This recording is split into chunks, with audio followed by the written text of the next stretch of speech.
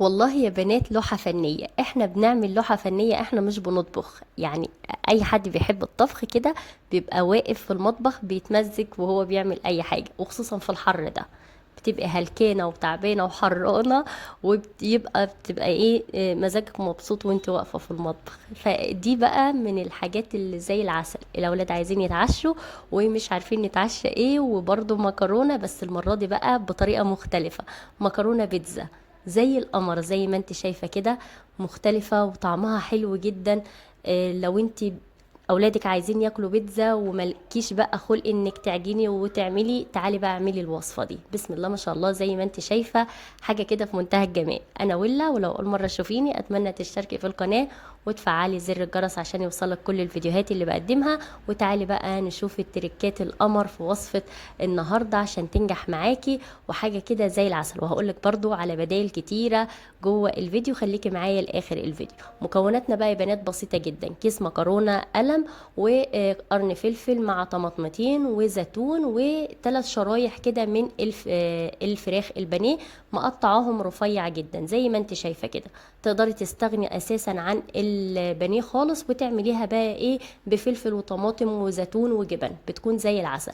وكوبايه ونص بقى من اللبن، ومعلقتين كده من الصلصه، وطبعا جبنه موتزاريلا. اول حاجه زي ما انت شايفه الكوبايه ونص من اللبن هحط عليهم ايه، هحط عليهم معلقه دقيق كده كبيره مليانه، ونص معلقه كده من السمنه، ومكعب مرق، ورشه كده من الزعتر، ورشه كده من الفلفل الاسود. وخليكي بقى معايا لاخر الفيديو عشان في تركه حلوه جدا يعني هتعجبك جدا. وهنيجي بقى يا بنات الوصفه دي، عايزه اقولك ان هي بالظبط طريق يعني وقت التحضير تلت ساعه. اول 10 دقايق ان احنا وقت سلق المكرونه هتشغلي الثلاث عيون زي ما انت شايفه كده. عين بتسلق المكرونه، والعين التانية الفراخ بتاعتي انا حطيت عليها ملح وفلفل وبابريكا وبهارات فراخ، وشوحتها بقى في معلقه كده من الزيت، والطاسه طبعا بتاعتي سخنه. والعين التالتة هحط بقى عليها ايه، هحط عليها البشاميل، وهربط البشاميل بتاعي، هفضل يعني اقلب فيه لحد ما يغلي معايا. في خلال ال10 دقايق اللي بتتسلق فيها المكرونة زي ما انت شايفة هتكون الفراخ استوت، وهيكون البشاميل بقى جاهز. وكمان هنقطع الخضار بتاعنا. ايدك بقى في الثلاث عيون كده، وان شاء الله هتخلصي يعني ايه في وقت قياسي. نيجي بقى عقبال ما المكرونه تتسلق هنقطع الخضار بتاعنا. هتقطعي قرن الفلفل كده شرايح رفيعه، ولو عندك فلفل الوان فتقدري بقى ايه قرن فلفل كده احمر بيديكي لون وطعم زي العسل.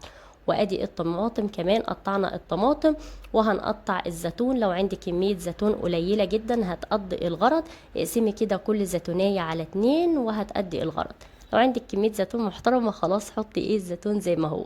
نيجي بقى لتركة البشاميل. بعد ما البشاميل ربط زي ما انت شايفة، وحطي شوية من الجبنة الموتزاريلا، جبنة بقى موتزاريلا، جبنة شيدر، هتديكي مطة وهتديكي طعم غني جدا، وحاجة كده زي العسل زي ما انت شايفه. وطبعا هنظبط الملح بتاعك، وهتفضلي تقلبي لحد ما الجبنه تسيح، وهتديكي مطه كده حلوه جدا هتعجبك جدا.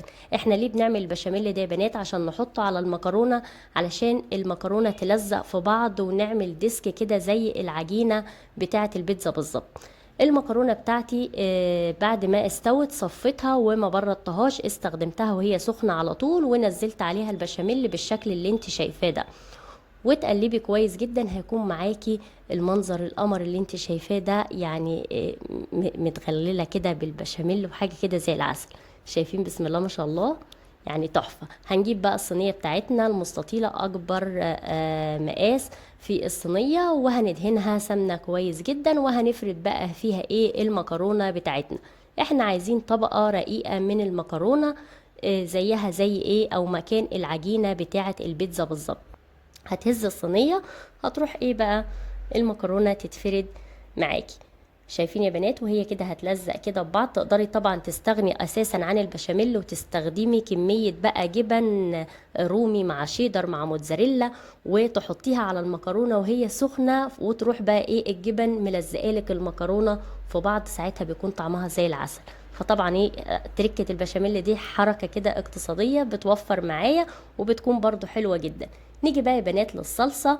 للاسف الكاميرا كانت فصلت. دول معلقتين من الصلصه، هعمل فيهم ايه؟ هحط عليهم مثلا نص معلقه من الثوم البودر، هحط عليهم رشه من السكر، معلقه من الخل، وهحط كمان معلقه من الزيت، وتلات كده 4 معالق من الميه لحد ما الصلصه تخف معاكي. وهحطها بالشكل ده على ايه؟ على وش المكرونه بتاعتي، زيها بالظبط يا بنات زي ما احنا بنعمل البيتزا ونحط العجينه ونروح نحط عليها الصلصه.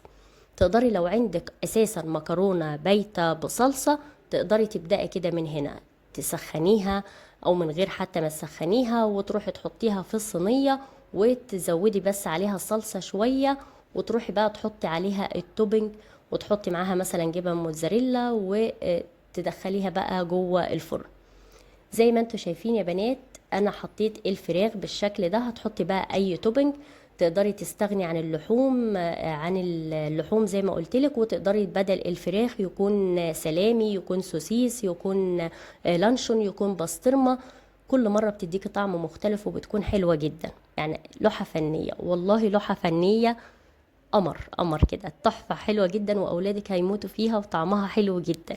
نيجي بقى بعد ما خلصنا وحطينا الفلفل والزيتون والكلام ده، هنحط ايه؟ هنحط جبنة موتزاريلا. غرقي بقى جبنة موتزاريلا، هي اصلا بتحب جبنة موتزاريلا، وداري كده كل المكرونة بالجبنة الموتزاريلا والحوافي، هتديكي شكل وطعم زي العسل. انا حطيت على حسب امكانياتي بقى، فحطيت شوية كده على الوش، وبتكون برضو حلوة جدا زي ما انتوا شايفين. وهندخلها بقى الفرن بتاعتك سخنة، مفيش هي 10 دقايق كل حاجة مستوية، احنا عايزين بس الدنيا تتشمع مع بعض على أرضية الفرن. وأول ما تسمعي كده صوت الشقشقة كده، تروحي بقى ايه؟ تطلعيها بقى على الشواية لحد ما الجبنة تسيح أو تاخد لون. بس بقى يا ست الكل، حاجة كده خفيفة وحلوة جدا، أولادك هيموتوا فيها. وقدميها بقى زي ما انت شايفة وزي ما شفت معايا في اول الفيديو، تقطعيها كده مكعبات صغيرة كده، زي ايه؟ زي حكاية البيتزا بالظبط. وتقدري بقى تحطي كاتشب كده على الوش زي البيتزا بالظبط، بتكون تحفة. جربيها، ومستنية رأيك في الكومنتات، ومستنية تدعميني بلايك وكومنت، وقولي لي رأيك في وصفة النهاردة، واستنيني في فيديو جديد. باي باي.